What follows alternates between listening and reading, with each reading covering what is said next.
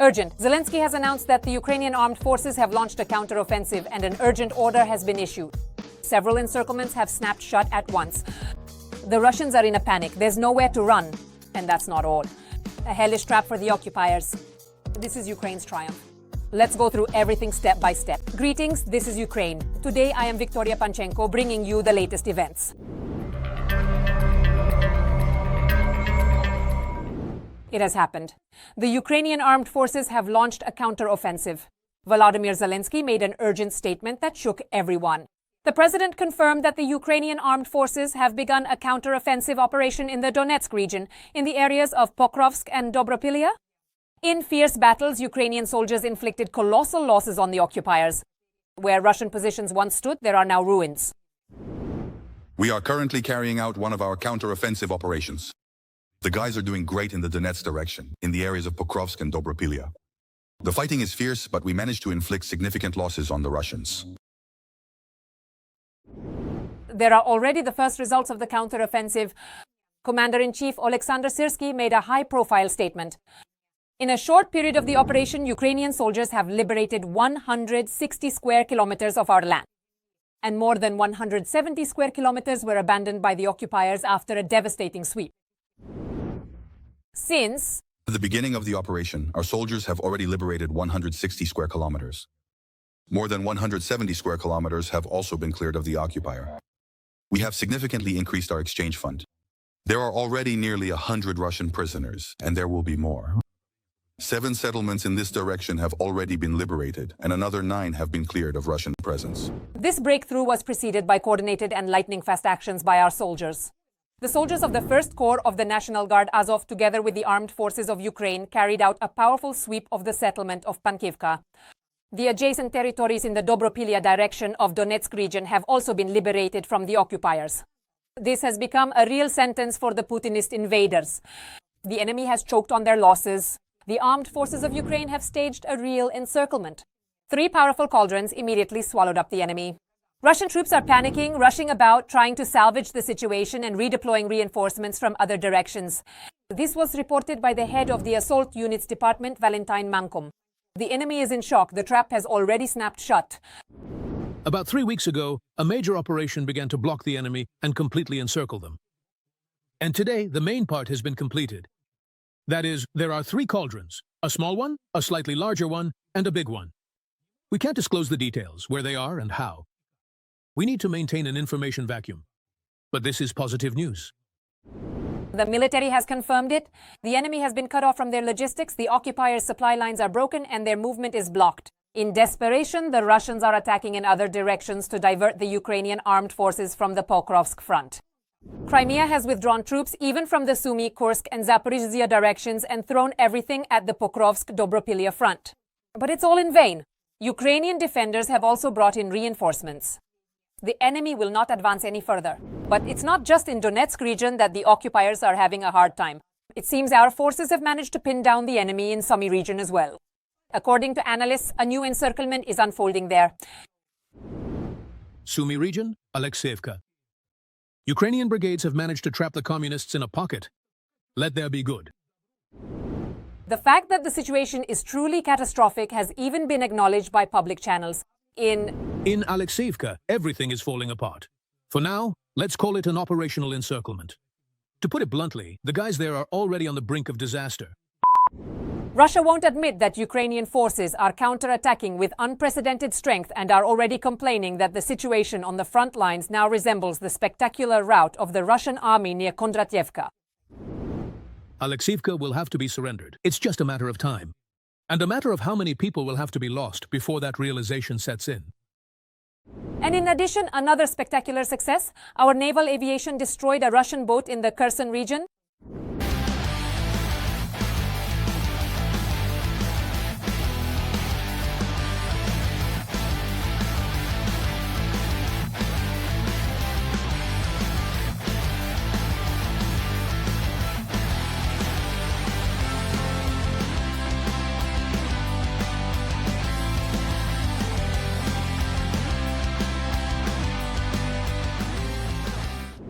The Navy destroyed another high-speed boat of Russians' Black Sea Fleet, which was specifically trying to deliver a military airborne unit to the coastal Tendrov Spit, located off the coast. The result of the special operation is impressive. 7 occupiers eliminated, 4 more wounded, and on top of that, total panic in the enemy ranks and whining with pleas to return back to the swamp.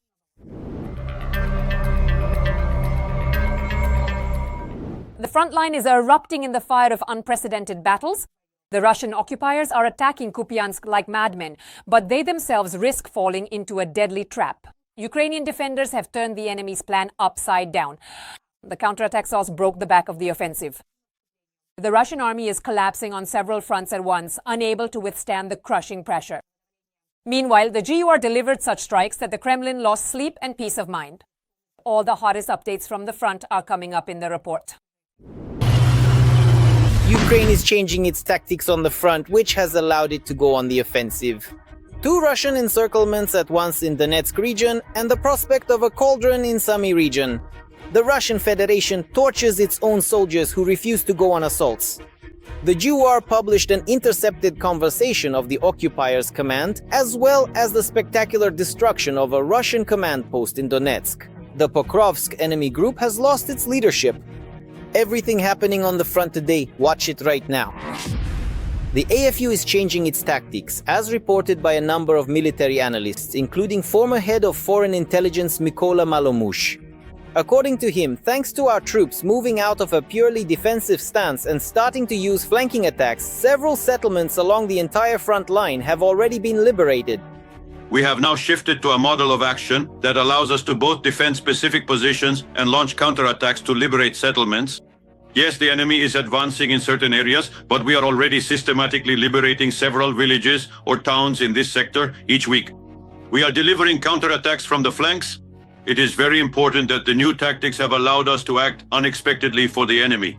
He was unable to concentrate strike groups or build defensive lines. He is not at all used to systematic defense. That's why the new elements in our operations are allowing us to achieve, for now, sectoral tactical results, but they are significant.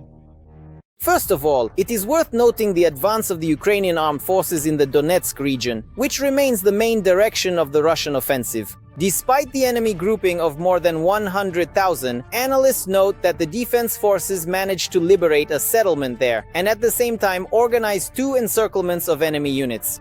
Ukrainian forces have liberated the village of Pankivka in the Donetsk region, further tightening the encirclement of the remaining Dobropillia salient.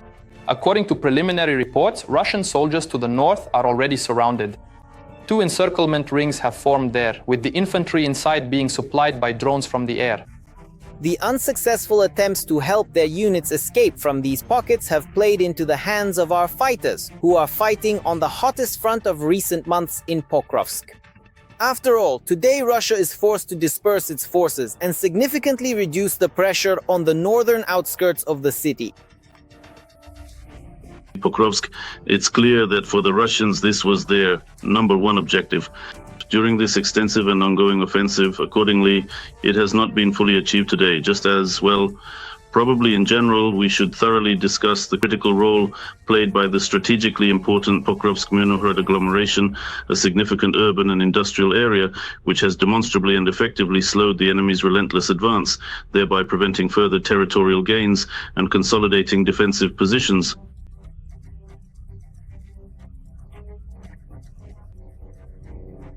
And today they are trying to do it.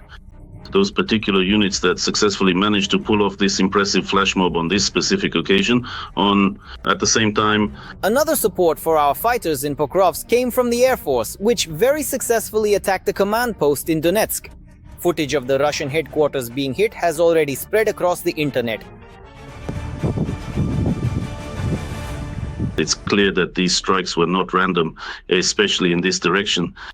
First of all, in Donetsk, they really did hit the headquarters and the command of those very army units and formations that are actually fighting in the Pokrovsk direction. Accordingly, we understand that by leaving these troops without leadership, it takes time to appoint even acting commanders to those positions, so in any case the chain of command is disrupted. Meanwhile, the Ukrainian command notes that the Kremlin itself may soon change its tactics, especially in the battles for Pokrovsk. The small assault groups that tried all summer to capture this stronghold did not achieve the desired result. Therefore, Moscow may abandon its strategic ideas in favor of intensifying regular meat grinder assaults. As for flanking maneuvers, you remember we talked about at least 3 directions: an attempt to bypass to encircle Pokrovsk, Myrnohrad, and Kostiantynivka, essentially trying to get almost into the rear and cut off these cities. I think that since the enemy hasn't achieved its goals today, it will likely try, among other things, to use its mechanized component and possibly even attempt a frontal assault. But there are fewer and fewer willing to attack head-on in Russia. The main intelligence directorate reported that the number of deserters in the occupiers' units has increased significantly. At the same time, the Russian command has decided to either execute or torture such soldiers.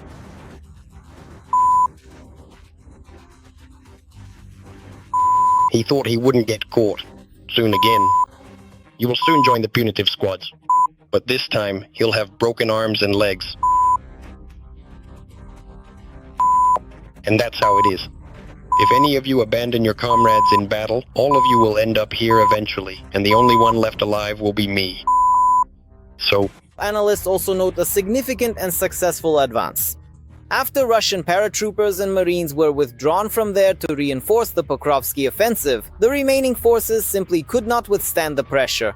A bit to the east of Tetkino, Ukrainian forces are gradually pushing the enemy back across the state border, that is, to the north. There, the border runs with Russia to the north and Ukraine to the south. Not long ago, the Ukrainian village of Kondratovka was liberated in this area, and now it's Alexeyevka's turn. The Russians admit that apparently they will soon lose this settlement, but they still keep clinging to it.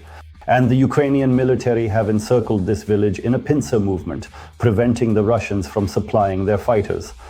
At the same time, experts believe that there may soon be more such operations, especially considering recent insider information from the US. For example, the Financial Times reports that the United States will send 33,000 AI-powered drones to Ukraine by the end of the year. According to forecasts, these UAVs will be used in so-called swarms and will be able to independently coordinate attacks on Russian positions. Meanwhile, Ukraine is also continuing to develop its own weaponry. For example, a unique interceptor drone, whose operation is based on artificial intelligence, is currently undergoing final tests. What advantages it will give to the defense forces and when it might appear in the troops, we'll tell you about that right now. New technologies bring new challenges. Artificial intelligence, once the domain of advanced gadget users, is now being widely used on the battlefield as well.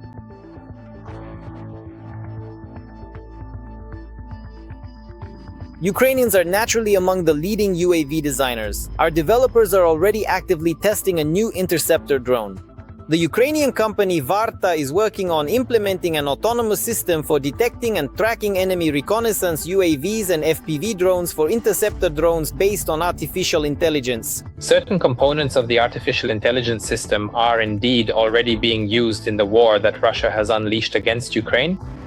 Ukraine is defending itself with technologies that help save human resources, especially when it comes to time. Ukraine is defending itself by using technological components that maximize the effectiveness of drones in the final meters of their approach to the target, when control over the device is already being lost. It is reported that the drone will be called Varta Dozor A1 and is already undergoing the final phase of testing. Its main task will be to destroy Russian strike UAVs, which are launched daily against peaceful cities in Ukraine. Overall, as of today, Russia is capable of producing and deploying between 5,000 and 6,000 drones per month. The largest attack we have previously seen involved up to 500 drones, but in order to carry out such an attack, Russia needed at least 3 to 4 days to accumulate them. It has been stated that the Dozor A1 will be able to independently locate and destroy enemy FPV and reconnaissance UAVs, even under Russian countermeasures. This means the drone can be used directly on the front line, where there are targets for it literally every minute, since Russia has recently significantly increased its use of drones.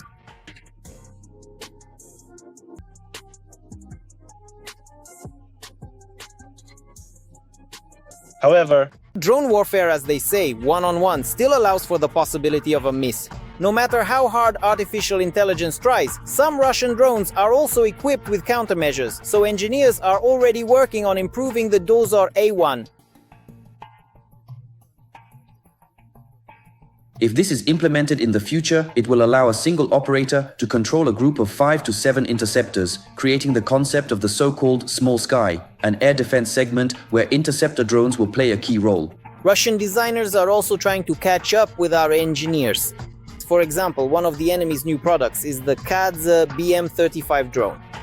A video of its use in the center of Sumy recently appeared online.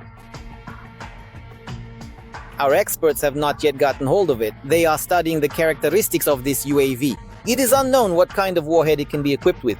However, the lawnmower engine and the propeller-driven system indicate that the drone does not fly far and will not be used against military targets. It was obviously designed specifically to terrorize civilians in frontline cities.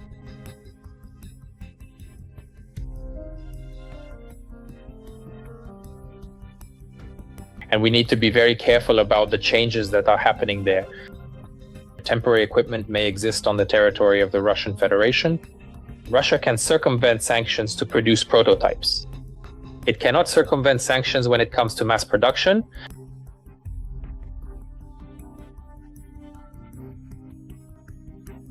This thesis is confirmed by the work of Ukrainian experts who, at the site of the impact, studied the remains of the BM-35 and found that about half of the components are of foreign origin. The drone's design contains at least 41 military-grade foreign components, including from Switzerland, the USA, and Taiwan.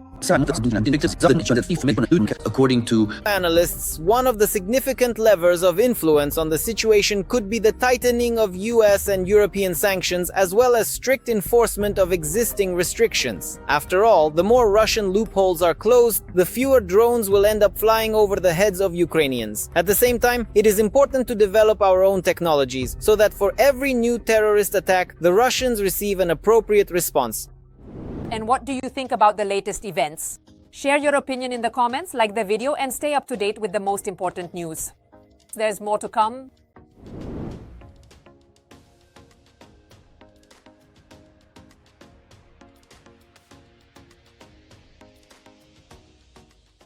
Every voice matters. Join our community, support independent journalism and help us bring you the truth from Ukraine.